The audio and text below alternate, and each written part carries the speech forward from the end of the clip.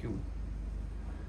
اعوذ باللہ من الشیطان الرجیم بسم اللہ الرحمن الرحیم الحمد للہ رب العالمین الصلاۃ والسلام علی اشرف الانبیاء والمرسلین سیدنا و نبینا و طبیب قلوبنا وشفیع ذنوبنا ابی القاسم محمد اللہم صلی علی محمد و آل محمد وعجل ثم الصلاة والسلام علی دعوت نبویہ وصولة الحیدریہ والعصمت الفاطمیہ والحلم الحسنیہ والشجاعت الحسینیہ والعبادت السجادیہ والمآثر الباقریہ والآثار الجعفریہ والعلوم الکاظمیہ والحجاج الرضویہ والجود التقویہ والنقاوة النقویہ والہیبۃ العسکریہ والغیبۃ الہیہ القائم بأمر اللہ صلوات اللہم صلی علی محمد و آل محمد بسم اللہ الرحمن الرحیم اللہم کل ولیک الحجۃ ابن الحسن صلواتک علیہ وعلی آبائہ فی ہذہ الساعۃ وفی کل ساعۃ ولیاً وحافظاً وقائداً وناصراً ودلیلاً وعینا حتی تسکنہ ارضک طوعا وتمتعہ فیہا طویلا برحمتک یا ارحم الراحمین صلوات اللہم صلی علی محمد و آل محمد. بسم اللہ الرحمن الرحیم. تمام تعریفیں، تمام حمد و ثنا اسی معبود برحق کو زیبا ہے جو بادشاہ کون مکان ہے، جو مالک عرش و فرش ہے. میرے مولا مناجات خمسہ راجعین میں اس پروردگار کی تعریف کو جس انداز سے کر رہے ہیں، پروردگار تو لائق الحمد و ثنا ہے، تو لائق عبادت ہے، جو تیرے در پر امید لے کر آتا ہے اس کی امید کو نا امیدی میں بدلا نہیں جاتا. پروردگار مولا کہتے ہیں جو تیرا رخ کرتا ہے تو اسے اپنا قرب عطا کرتا ہے، جو تیرا رخ کرتا ہے تو اسے اپنا قرب عطا کرتا ہے، اور جو تیرے قرب کی لذت سے آشنا ہو جائے دنیاوی لذتوں کا طلبگار نہیں رہتا. یعنی کہ جسے قرب الہی مل جائے، جس کو خدا کا در مل جائے، اس کو دنیا نہیں چاہیے، اس کو خدا چاہیے. بعد حمد و ثنا پروردگار عالم ہم سب کا ہزارہ درود و سلام ہو محمد و آل محمد پر. اللہم صلی علی محمد و آل محمد وعجل فرجہم، کہ جنہوں نے خدا کی حمد و ثنا کرنے کا مجھے اور آپ کو طریقہ اور سلیقہ سکھا دیا. یہ معصوم کی زبان سے نکلے ہوئے جملے کہ کوئی غیر معصوم جس کی تفسیر بیان کر ہی نہیں سکتا. یقیناً اہل بیت اطہار اور ائمہ معصومین یہ وہ ہستیاں ہیں کہ جو مظہری کبریاء ہیں، یہ وہ ہستیاں ہیں کہ ہم ان کی دعائیں پڑھنے کے بعد، چاہے دعائے صبا ہو، دعائے جوشن کبیر ہو، دعائے جوشن صغیر ہو، دعائے ابو حمزہ صومالی ہو، یا مولا حسین کی دعائے عرفہ ہو، کوئی سی بھی معصوم کی دعائے کمیل ہو، کسی بھی معصوم کی کوئی بھی دعا ہو، ہم وہ دعائیں پڑھنے کے بعد اور ان کا واسطہ دے کر جب بارگاہ رب العزت میں خدا سے مانگتے ہیں تو یقیناً خدا ہمیں عطا کرتا ہے. کیونکہ اگر ہم گناہگار ہیں، ہم خطا کار ہیں، یہ ہستیاں کامل الایمان ہستیاں، کامل المعرفت ہستیاں، تو یقیناً ان کے صدقے سے مانگی گئی دعا بارگاہ رب العزت میں ضرور مستجاب ہوتی ہے. پروردگار عالم اسی آیہ مبارکہ کی تلاوت کروں، سورہ بقرہ کی 45 آیت. ارشاد رب العزت ہے وَاسْتَعِینُوا بِالصَّبْرِ وَالصَّلَاةِ کہ خدا کہہ رہا ہے، پروردگار اپنے بندوں سے مخاطب ہے کہ صبر اور صلاح کے ذریعے سے خدا سے مدد طلب کرو، خدا سے مدد مانگو۔ تو جتنا بھی شکر ادا کریں کم ہے کہ خدا نے ہمیں در اہل بیت کا چاہنے والا بنایا اور دامن آل محمد سے وابستہ کیا، کہ جنہوں نے ہمیں زندگیوں کو گزارنے کا طریقہ اور سلیقہ سکھایا۔ ہماری مشکلات میں، ہماری پریشانیوں میں ہمیں کون سے عمل انجام دیں، کون سی قلیل عبادتیں انجام دیں، عمل قلیل انجام دیں کہ خدا اجر کثیر بھی عطا کرے اور ہمیں مشکل سے نکال دے، ہمیں پریشانی سے نکال دے۔ تو آج میں جیسا کہ روزانہ میں ایک نماز کا میں نے کہا تھا تذکرہ کروں گی، آج میں جس مستحب نماز کا تذکرہ کروں گی وہ نماز جعفر طیار، جو عموماً جمعے کے دن ہم پڑھتے ہیں۔ ضروری نہیں ہے کہ جمعے کے دن پڑھیں، آپ روزانہ بھی پڑھ سکتے ہیں، روزانہ نہیں تو 2-4 دن کے بعد بھی پڑھ سکتے ہیں، مطلب جب بھی موقع ملے تو نماز جعفر طیار ہم پڑھ سکتے ہیں۔ کسی بھی حاجت کے لیے انتہائی مجرب ترین نماز ہے کہ یقیناً جس سے حاجتیں پوری ہوتی ہیں، مشکلات حل ہوتی ہیں، پریشانیاں دور ہوتی ہیں، اور معصوم کی چھٹے امام صادق علیہ محمد امام جعفر صادق علیہ السلام ارشاد فرماتے ہیں، جب میں مولا کا یہ جملہ پڑھتی ہوں تو یقین کیجئے میں یعنی کہ امام کا وہ جملہ، امام کہتے ہیں کہ جب ہم اہل بیت کسی مشکل میں گرفتار ہوتے ہیں تو ہم نماز جعفر طیار سے مدد مانگتے ہیں، اللہ اکبر۔ اور اسی طرح معصوم کا ایک جملہ ہے کہ جو نماز جعفر طیار پڑھتا ہے، پروردگار عالم اگر ہفتے میں ایک مرتبہ پڑھی تو جو ایک ہفتے کے درمیان، ویسے تو اپنے آپ کو گناہوں سے بچانے کی ہر انسان کوشش کرتا ہے، ہر مومن کوشش کرتا ہے اور کرنی بھی چاہیے، لیکن ہم گناہگار ہیں، ہم خطا کار ہیں، دانستہ طور پر اور نادانستگی میں ہم سے جو گناہ سرزد ہو جاتے ہیں تو پروردگار اس نماز کے صدقے میں ہمارے ان گناہوں کو بخش دیتا ہے۔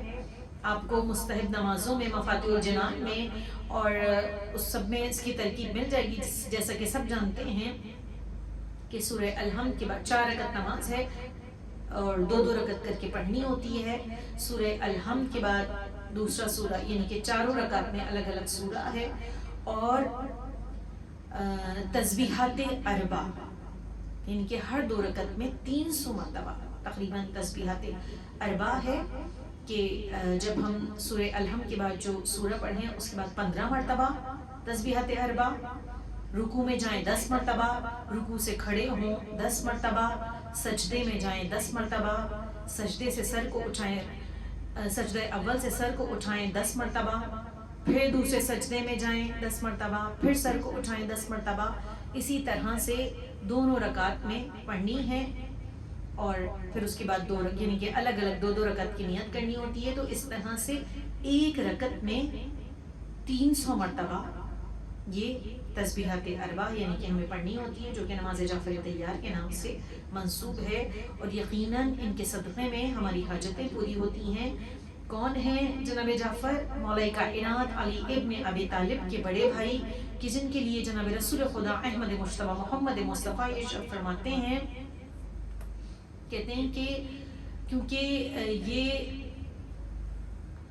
جناب جعفر جس دن فتح خیبر ہوا تھا اسی دن حبشہ سے آئے تھے، مدینہ آئے تھے، تو رسول کا وہ خوبصورت ترین جملہ کہ جس میں رسول کہتے ہیں کہ میں خیبر کی خوشی زیادہ مناؤں یا جعفر کے آنے کی خوشی زیادہ مناؤں؟ اللہ اکبر!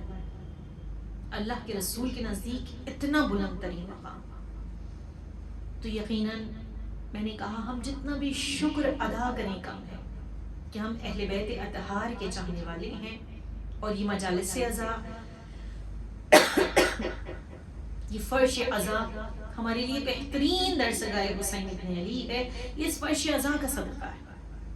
آج محرم کی 2 تاریخ ہے نا، کوشش کیا کیجیے، کتنی بھی مصروفیت ہو، کتنی بھی دنیاوی مصروفیات ہوں، لیکن فرش عزا پر اپنے بچوں کو ضرور لے کر جائیے، کیونکہ دنیا کی بڑی سے بڑی، میں پہلے بھی یہ جملے اکثر مجالس میں کہتی ہوں، دنیا کی بڑی سے بڑی یونیورسٹی سے ہمیں وہ درس نہیں مل سکتا جو اس فرش عزائے حسین ابن علی کے صدقے میں ہمیں ملتا.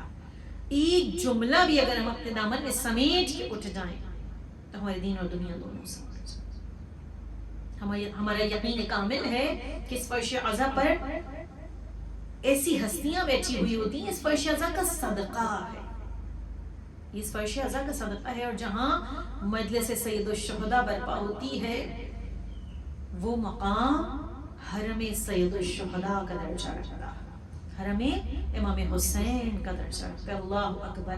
پروردگار مجھے اور آپ سب کو کربلا معلی جانا نصیب ہو، بار بار کربلا معلی کی زیارت نصیب ہو، معصومین کے روزے نہ چھوٹے، بار بار جانا نصیب ہو.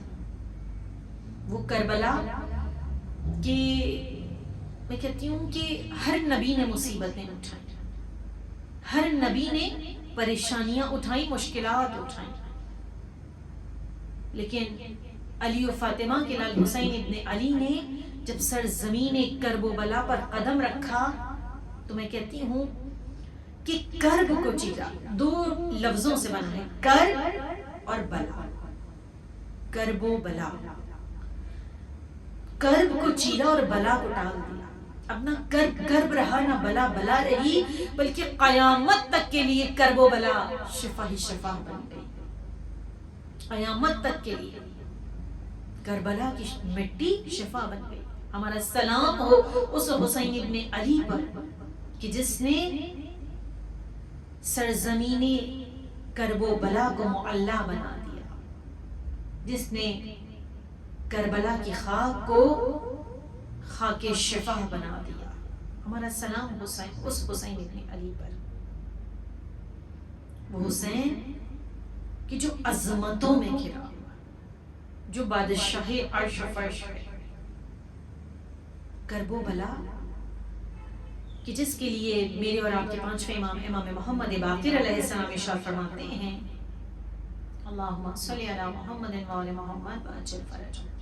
امام ارشاد فرماتے ہیں کہ جب روز محشر ہر زمین کو زلزلہ ہوگا، ہر زمین کو زلزلہ ہوگا.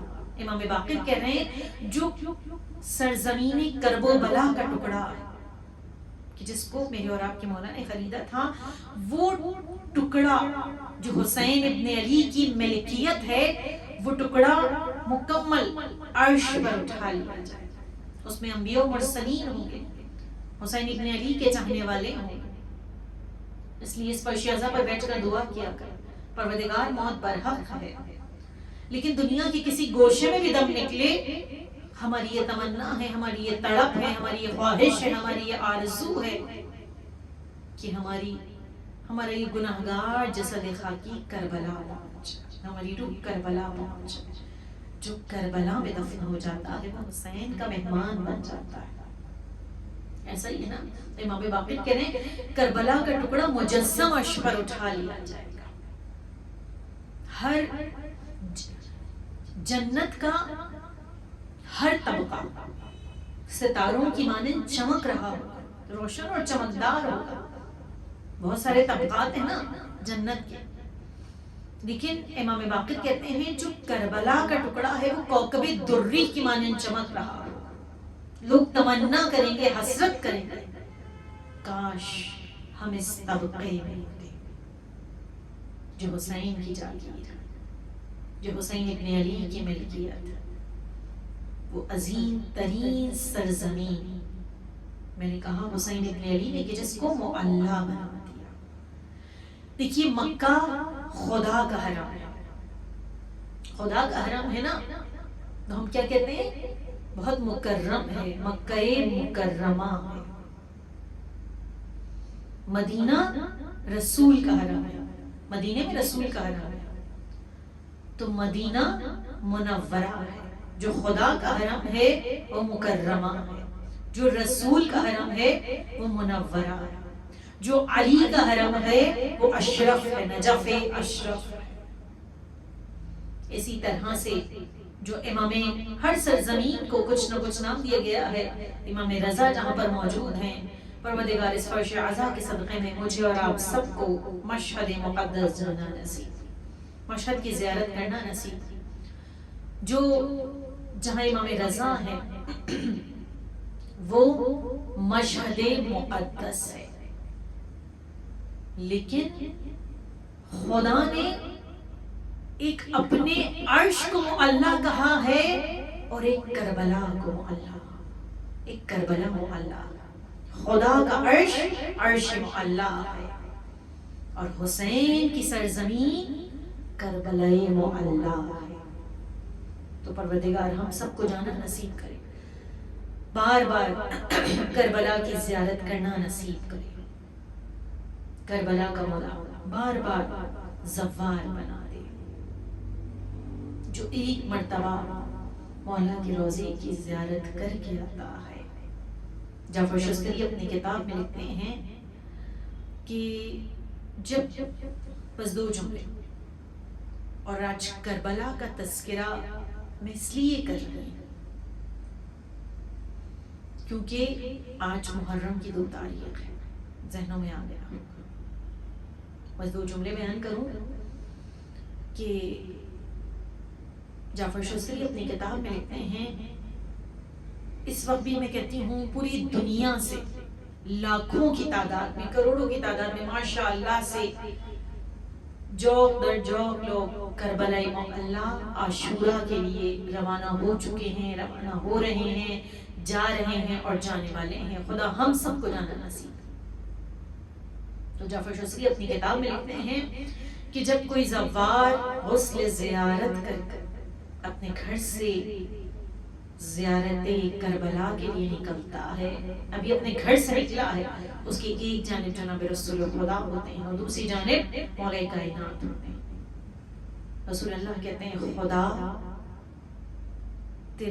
نے تیرے گناہوں کو بخش دیا ہے، میں ضمانت لیتا ہوں تو حسین کا زوار بننے جا رہا ہوں،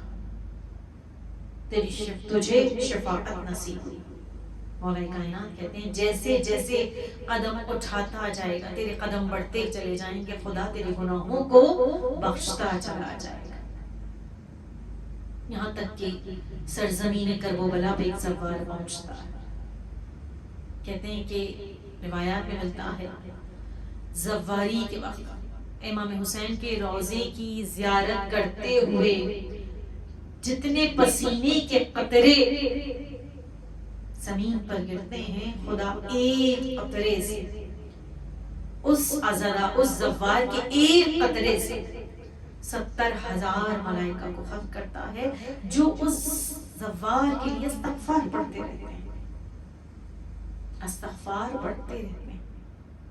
زواری کے اسی برس مر جائے تو شہادت کے منصب پر فائز ہوتا ہے، اللہ اکبر، اور وہ تمام کے تمام ملائکہ اس کے جنازے میں بھی شریک ہوتے ہیں اور اس کی قبر پر استغفار پڑھتے رہتے ہیں۔ اتنا بلند مقام، میری اور آپ کی کوئی حیثیت نہیں ہے، میری اور آپ کی کوئی اوقات نہیں ہے، یہ اس ہستی کا مقام اور مرتبہ ہے کہ جس نے کربلا کو معلیٰ بنا دیا۔ کہتے ہیں دنیا کے کسی مقام سے بھی جب کوئی زوار جاتا ہے تو حسین ابن علی کہتے ہیں جاؤ عباس، میرا چاہنے والا آ رہا ہے، اس کا استقبال کرو۔ جاؤ علی اکبر، میرا چاہنے والا آ رہا ہے، بڑی دور سے آ رہا ہے، اس کا استقبال کرو۔ تو بیبیوں، آج محرم کی 2 تاریخ ہے، شہزادیاں پرسے کے لیے آئی ہوئی ہیں، میرا 4تھا امام سید سجاد جو وارث پرسا، میرے اور آپ کے زمانے کا امام جو وارث اذاں ہے۔ دیکھیے آپ کسی بھی مجلس میں جائیں، کسی کے گھر بھی مجلس میں جائیں یا میں مجلس میں جاؤں تو صاحب خانہ تو ہیں ہی، لیکن اصل اس اذاں کے وارث زمانے کا امام ہے جو تڑپ رہا، محرم کا چاند دیکھنے کے بعد بیٹے ہیں حسین کے، فرزند زہرا ہیں، مولا تڑپ رہے ہوتے ہیں، ہر جگہ موجود ہوتے ہیں۔ تو بیبیوں بس روایات ہی کہتی ہیں، تصور شرط ہے. پھر کہوں پروردگار مجھے اور آپ سب کو کربلا معلیٰ کی بار بار زیارت نصیب ہو، بار بار جانا نصیب ہو. خوش قسمت ہیں وہ لوگ جو اس وقت کربلا میں موجود ہیں. محرم کی 2 تاریخ تھی. حسین ابن علی 28 رجب کو مدینہ چھوڑا. ایک روایت کے مطابق 3 شعبان کو مکہ پہنچے ہیں اور 8 ذی الحج کو حج کو عمرے میں تبدیل کر کے وارث کعبہ، کعبے کا بیٹا جو کعبے کا اصل وارث تھا، وہ حج کو عمرے میں تبدیل کر کے، جب پوری دنیا وہاں موجود تھی، تمام مسلمان موجود تھے حج کے لیے، لیکن جو اصل وارث تھا اس کعبے کا، وہ یہ کہہ کر اس نے کعبے کو چھوڑ دیا، حج کو عمرے میں تبدیل کر دیا کہ میں خدا کی اس سرزمین کو خون سے رنگین ہوتا ہوا نہیں دیکھنا چاہتا، یا میں حاجیوں کے بھیس میں مجھے اپنے قاتل نظر آ رہا ہے. اور ان کا دشمنوں کا پروگرام بھی یہی تھا نا کہ حسین ابن علی کو قتل کروا دیا جائے، اور اس کے بعد جو لوگ قتل کریں انہیں بھی قتل کروا دیا جائے، کوئی نشان باقی نہ رہے. اور اس کے بعد یہ کہا جائے کہ اب خدا کا گھر بھی جائے پناہ اور جائے امان نہیں رہی، امن کی جگہ نہیں رہی، اس لیے حج کو لپیٹ دیا جائے، آہستہ آہستہ واجبات کو لپیٹ دیا جائے. لیکن حسین نے حج کو عمرے میں تبدیل کیا. یقیناً مولا کا دل تڑپ گیا کس طرح سے وہاں سے چلے ہیں، مائیں بہنیں بیٹیاں ساتھ ہیں. اور بس بیبیوں روایات یہ کہتی ہیں کہ 2 محرم کو حسین ابن علی سرزمین کربلا پر پہنچے. روایات میں ملتا ہے کہ حسین نے 7 گھوڑے تبدیل کیے، کہیں ملتا ہے 9 گھوڑے تبدیل کیے، لیکن اس سرزمین سے کوئی سواری آگے نہیں بڑھ رہی، کوئی زلجھنا آگے نہیں بڑھ رہا. حسین نے اہل پریہ کو بلایا، کہا اے بھائیوں اس سرزمین کا کیا نام ہے؟ کسی شخص نے کہا مولا اس کو شد فرات کہتے ہیں. کہا کوئی اور نام بھی ہے؟ ایک آواز آئی، اے فرزند زہرا اس سرزمین کو غازریہ بھی کہتے ہیں. مولا نے کہا اے بھائی کوئی اور نام بھی ہے؟ کسی نے کہا مولا اس سرزمین کو نینوا بھی کہتے ہیں. مولا نے پھر کہا کوئی اور نام بھی ہے کہ کسی اور نام سے بھی پکارا جاتا ہے؟ ایک کہنے والے نے کہا ہاں اس سرزمین کو سرزمین کرب و بلا بھی کہتے ہیں. بس بیبیوں کربلا کا نام سننا تھا، فاطمہ زہرا گلا تڑپ گیا. عباس یہی وہ مقام ہے قیامت کے دن جہاں سے اٹھائے جائیں گے، اماریوں کو بٹھا دو. بس بیبیوں اماریاں بٹھائی گئیں.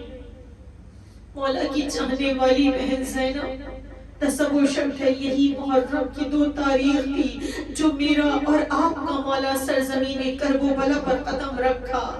وہ میں کہتی ہوں ہاتھوں کو جوڑ کر کہوں مولا وہ کربلا کہ جہاں آپ 2 محرم کو آئے تھے، جو جنگل اور بیابان تھا، لیکن آج کربلا دنیا کے ہر گوشے میں موجود ہے. آج کربلا پوری دنیا میں ہر جگہ موجود ہے. حسین نے 60,000 درہم یا دینار میں اس زمین کو اہل قریہ کو بلایا اور 60,000 درہم یا دینار میں اس زمین کو، اس زمین کے ٹکڑے کو خریدا. اور وہ حسین کی جاگیر ہے، فاطمہ زہرا کے لال کی ملکیت ہے وہ زمین.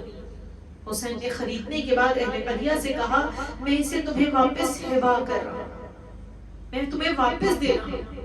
میری شہزادی زینب جب ناقے سے اتری ہے نا، ایک ہوا چلی اور خاک کربلا اڑی. زینب نے کہا بھیا مجھے یہاں کی اس مٹی سے تمہارے خون کی بو آتی ہے. اے بھیا مجھے مسلسل یہاں کسی بی بی کے رونے کی آواز آ رہی ہے، میں یہاں نہیں رہوں گی.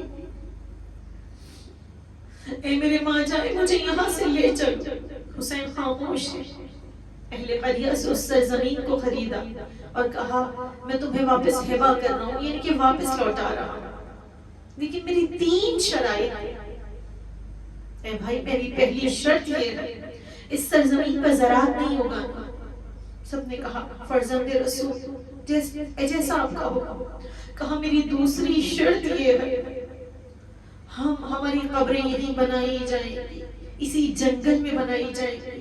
اگر ہمارا کوئی چاہنے والا ہماری قبر کا نشان پوچھے تو اسے ہماری قبر کا نشان بتا دینا. ہاتھوں کو جوڑ کر کہوں مولا آج اس جنگل میں آپ کی قبر کی زیارت کے لیے پوری دنیا سے زوار جا رہے ہیں. مولا آپ کی محبت میں, آپ کے عشق میں پوری دنیا سے لوگ جا رہے ہیں. اس کے بعد مولا نے کہا کہ 3 دن تک ہمارے چاہنے والوں کو ہمارا مہمان رکھنا. ارے ہاتھوں کو جوڑ کر کہوں وہ حسین ابن علی جو سرزمین کربلا پر بھوکے اور پیاسے شہید کر دیے گئے, جن کے بچے ننھے ننھے بچے بھوکے پیاسے رہے, انہیں اپنے چاہنے والوں کا کتنا خیال ہے کہ 3 دن تک میرے چاہنے والوں کو اپنا مہمان رکھنا. اس کے بعد کہتے ہیں اے بنی اسد کے لوگوں, ہمیں قتل کرنے کے بعد ہمارے لاشوں پہ گھوڑے دوڑائے جائیں گے اور ہمارے سروں کو تن سے جدا کر دیا جائے گا. ہمارے بے گور و کفن لاشیں سرزمین پر پڑے ہوئے ہوں گے, دفن کرنے کی اجازت نہیں ہوگی. تم لوگ ابن زیاد منع کرے گا لیکن تم کوشش کرنا اور 10 محرم کے بعد ہماری لاشوں پر تھوڑی تھوڑی سی مٹی ڈال دینا, مجھ غریب اور بے وطن کی لاش پر مٹی ڈال دینا. اس کے بعد کہتے ہیں اے مردوں اپنے گھروں کو جا رہے ہو اپنی عورتوں کو بھیج دینا. اب بنی اسد کی عورتیں آ گئیں, ہاتھ باحجاب ہیں, ہاتھوں کو جوڑا ہوا ہے. فرزند رسول کیا حکم ہے؟ میرے مولا سر کو جھکا کر کہتے ہیں اے بنی اسد کی بیویوں, میں فاطمہ زہرا کا بیٹا ہوں, میں زینب اور ام کلثوم کا بھائی ہوں. ارے ہمیں قتل کرنے کے بعد, ہمیں شہید کرنے کے بعد ہمارے لاشیں بے گور و کفن پڑے ہوئے ہوں گے, انہیں دفن کرنے کی اجازت نہیں ہوگی. اگر تمہارے گھر کے مرد ابن زیاد کی یزید کے خوف سے ہماری لاشوں کو دفن نہ کریں, اب غربت حسین پر گریہ کیجئے. آپ اس سے اپنے مولا کی غربت دیکھیے کہ کس طرح سے مولا نے یہ جملے ادا کیے ہوں گے, جو عرش و فرش کا بادشاہ ہو. لیکن وہ کہہ رہا ہے ان عورتوں سے کہ عورتوں ہم پر احسان کرنا, اگر تمہارے مرد ابن زیاد کے خوف سے, یزید کے خوف سے ہماری لاشوں کو دفن نہ کریں, ارے تم پانی بھرنے کے بہانے آنا اور ہماری بے گور و کفن لاشوں پر تھوڑی تھوڑی خاک ڈال دینا. اس کے بعد میرے مولا کہتے ہیں اپنے بچوں کو بھیجنا. اب چھوٹے چھوٹے کم سن بچے آ گئے. مولا نے بچوں سے کہا بچوں میں سکینہ کا بابا ہوں, میں علی اصغر کا بابا ہوں, تم جیسے ہی چھوٹے چھوٹے بچے میرے بھی ہیں. یہاں ہمیں شہید کر دیا جائے گا, ہمیں ذبح کیا جائے گا اور ہمارے لاشوں پر سے لباس بھی اتار لیے جائیں گے. اگر تمہارے ماں باپ ابن زیاد کے خوف سے ہماری لاشوں کو دفن نہ کریں, تم کھیلنے کے بہانے آ جانا اور ہمارے بے گور و کفن لاشوں پر ایک ایک مٹھی خاک ڈال دینا. میرا امام کہتا جاتا تو روتا جاتا تھا آئے غربت سید الشہداء, آئے غربت امام حسین. بس بیویوں آج محرم کی 2 تاریخیں میرے اور آپ کا امام سرزمین کربلا محلہ پر پہنچ چکا ہے. وہ کربلا جو آج دنیا کے ہر کوشے میں موجود ہے. اور بیویوں یہی تو ہوا تھا کربلا میں عصر عاشور کے بعد 11 محرم کو قیدی بنا کر بیویوں کو, اور سید سجاد اس قافلے کا تنہا ساربان تھا. ارے کلیجے پہ ہاتھ رکھ کے بتائیے, اولاد والی مائیں بیٹھی ہوئی ہیں, خدا سب کے سروں پر ان کے باپ کا سایہ سلامت رکھے. ارے بیویوں کی کیا حالت ہوئی ہوگی جب مقتل شہداء سے گزارا گیا ہوگا. میرا چوتھا امام سید سجاد ہاتھوں میں ہتھکڑیاں تھی, پیروں میں بیڑیاں تھی, گلے میں خاردار تھا. ارے قیدی بنا کر لے جایا جا رہے تھے. ایک مرتبہ میرے امام نے دیکھا بابا کا لاشا بے گور و کفن نظر آیا. ہے بابا بیٹا بہت شرمندہ ہے، بیٹے کو معاف کر دیجئے گا۔ اے بابا کوئی لاوارث بھی مرتا ہے، لوگ چندہ جمع کر کے کفن دے دیتے ہیں۔ ہائے جنت کے جوانان جنت کا سردار ہے اور آپ کا لاشا بے گورو کفن پڑا ہوا ہے۔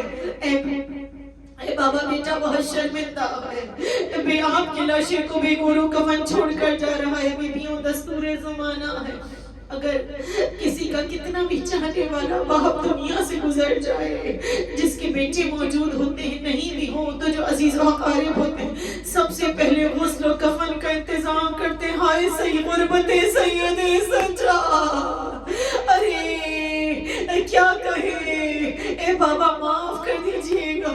اور زینب کبریٰ نے یہی تو کہا تھا نا، ہوتا اگر مدینہ نکلتی گدائی کو اور 2 گز کفن میں مانگ کے پہناتی بھائی کو۔ ارے ہائے ہائے پرائی بستی ہے اپنا وطن نہیں، اور واقف یہاں کسی سے یہ بے کس بہن نہیں۔ بہن بھی تڑپ رہی تھی، ساری بیویاں تڑپ رہی تھی۔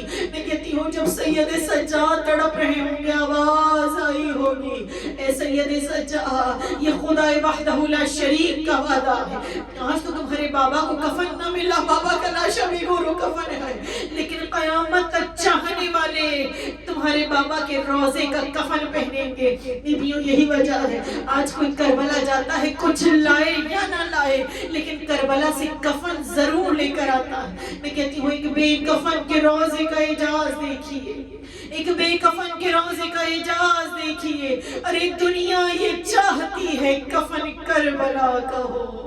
الا لعنت اللہ علی القوم الظالمین۔ ماتم حسین